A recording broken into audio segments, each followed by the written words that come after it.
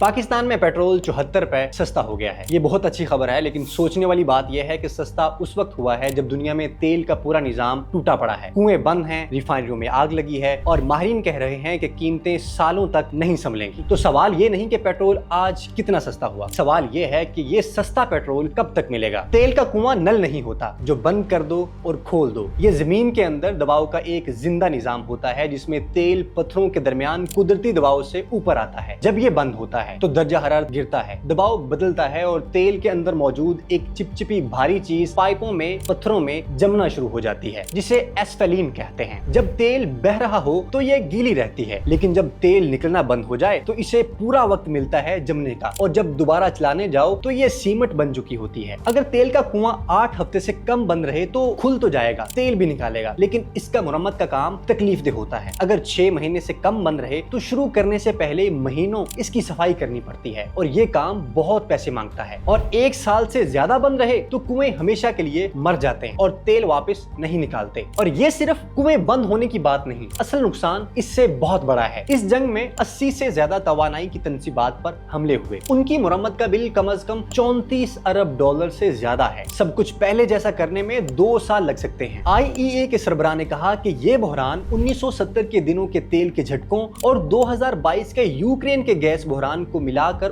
उससे भी बड़ा है। ईरान की बात करें तो 13 अप्रैल से अमेरिकी नाकाबंदी लगी, खर्क आइलैंड बंद हुई जो ईरान की 90% तेल बरामदात का वाहिद रास्ता है। तेल बाहर नहीं जा सका तो 5 करोड़ बैरल टैंकों में भरता गया। पुराने बंद गोदाम मुरम्मत करवाए गए, 16 जहाज समंदर में खड़े कर दिए गए और चास्क टर्मिनल 25 अप्रैल को पूरा भर गया। 18 मार्च को इसराइल ने ईरान के सबसे बड़े गैस फील्ड साउथ पार्स पर हमला किया। ईरान की 12% गैस पैदावार रुक गई और वो 2 रिफाइनरियां बंद हो गईं। सिर्फ ईरान नहीं, पूरा खलीज मुतासिर हुआ। सऊदी अरब का सबसे बड़ा क्रूड प्रोसेसिंग प्लांट रस टनोरा, जिसकी रोजाना गुंजाइश 5,50,000 बैरल थी, वो ड्रोन हमले से बंद हो गया। और UAE की दुनिया की सबसे बड़ी रिफाइनरियों में से एक रविस में भी आग लग गई। स्ट्रेट ऑफ हुर्मुज में जहाजरानी जंग से पहले के मुकाबले में 95% कम हो गई और मुतबादिल पाइपलाइनें समुद्री रास्ते का बोझ उठाने के काबिल ही नहीं है। अब मुआहिदा हो गया है, बंदरगाहें खुलेंगी, नाकाबंदी उठेगी, लेकिन 80 से ज्यादा तबाह तंसीबात, $34 अरब की मुरम्मत, जमीन के अंदर जमी हुई एस्फेलिन और 2 साल का काम किसी कागज पर दस्तखत से नहीं होगा। माहिरीन कहते हैं कि तेल की कीमतें जंग से पहले की $60 से $70 फी बैरल की सतह पर जल्द वापस आने का इम्कान नहीं है। ये असर आम आदमी की जेब पर महीनों नहीं बल्कि सालों रहेगा।